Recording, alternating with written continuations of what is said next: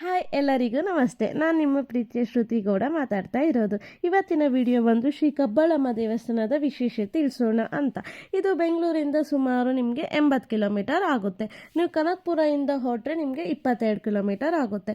ಇದು ಬಂದು ನಿಮಗೆ ಟೋಲ್ ಫ್ರೀ ರೋಡ್ ಆಗಿರೋದ್ರಿಂದ ನೀವು ಎಲ್ಲೂ ಟೋಲ್ ಕಟ್ಟೋ ಅವಶ್ಯಕತೆ ಇಲ್ಲ. ರೋಡ್ ಅಂತೂ ತುಂಬಾ ಚೆನ್ನಾಗಿದೆ ಮತ್ತು ಜರ್ನಿ ಸಹ ತುಂಬ ಏನು ಬೋರ್ ಅನಿಸೋದಿಲ್ಲ.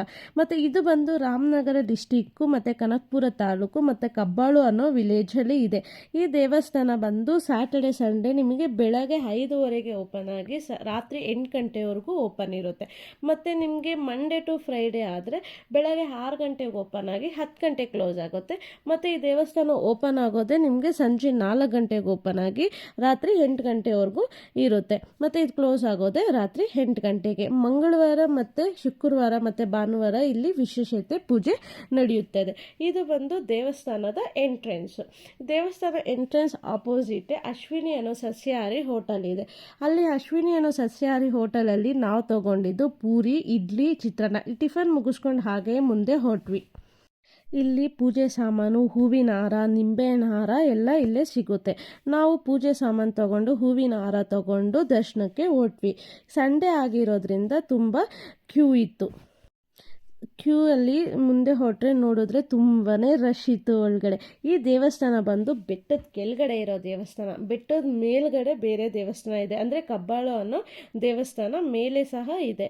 ನಾವು ಹೊರಟಿರೋದು ಕಬ್ಬಾಳು ಅನ್ನೋ ಕೆಳಗಡೆ ಇರೋ ದೇವಸ್ಥಾನದಲ್ಲಿ. ತುಂಬ ರಶ್ ಇರೋದ್ರಿಂದ ತುಂಬ ವಿಡಿಯೋ ಕ್ಲಿಪ್ಸ್ ತೊಗೊಳಕ್ಕಾಗಿಲ್ಲ. ಒಂದೇ ಒಂದು ವಿಡಿಯೋ ಕ್ಲಿಪ್ ತೊಗೊಂಡಿದ್ದೀನಿ. ಹಾಗೆ ಅಮ್ಮನವರ ದರ್ಶನ ಮುಗಿಸ್ಕೊಂಡು ಮುಂದೆ ಬಂದರೆ ಇಲ್ಲಿ ಗಣಪತಿ ದೇವಸ್ಥಾನ ಇದೆ. ಇಲ್ಲಿ ಮಕ್ಕಳಿಗೆ ಮತ್ತು ಎಲ್ಲರಿಗೂ ತಾಯ್ತ ಕಟ್ತಾರೆ. ದೇವಸ್ಥಾನ ಹಿಂದೆಗಡೆನೆ ಕಬ್ಬಾಳು ಅನ್ನೋ ಇನ್ನೊಂದು ವಿಗ್ರಹ ಇದೆ. ಅದೇ ಮುಗಿಸ್ಕೊಂಡು ಮುಂದೆ ಬಂದರೆ ಸುಬ್ರಹ್ಮಣ್ಯ ದೇವಸ್ಥಾನ ಇದೆ. ಈ ಸುಬ್ರಹ್ಮಣ್ಯ ದೇವಸ್ಥಾನದ ದರ್ಶನ ಮುಗಿಸ್ಕೊಂಡು ಹಾಗೆ ಸ್ವಲ್ಪ ಮುಂದೆ ಹೊರಟ್ರೆ ಇಲ್ಲಿ ಮನೆಗೆ ದೃಷ್ಟಿಯಾಗಿದ್ರೆ ಮತ್ತು ವಾಹನಗಳಿಗೆ ದೃಷ್ಟಿಯಾಗಿದ್ರೆ ಇಲ್ಲಿ ಅವರು ಯಂತ್ರಗಳನ್ನ ಕೊಡ್ತಾರೆ. ಹಾಗೆ ತಗೊಂಡು ಹಾಗೆ ಮುಂದೆ ಹೊರಟ್ರೆ ಇಲ್ಲಿ ಬಂದು ತಡೆ ಹೊಡೆಯೋ ಜಾಗ. ಇದು ತುಂಬ ವಿಶೇಷತೆ.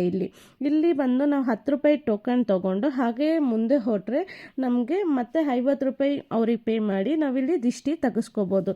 ನಿಂಬೆಹಣ್ಣು, ತೆಂಗಿನಕಾಯಿ ಮತ್ತು ಮಡಕೆಯಲ್ಲಿ ದಿಷ್ಟಿ ತೆಗ್ದು ಕೊಡ್ತಾರೆ ನಮಗೆ. ಅದನ್ನು ಕಾಲಲ್ಲಿ ತುಳಿದು ಸ್ವಲ್ಪ ಮುಂದೆಗಡೆ ಹೊರಟ್ರೆ ಇಲ್ಲಿ ಚಿಕ್ಕ ಬಸವಣ್ಣ ದೇವಸ್ಥಾನ ಇದೆ.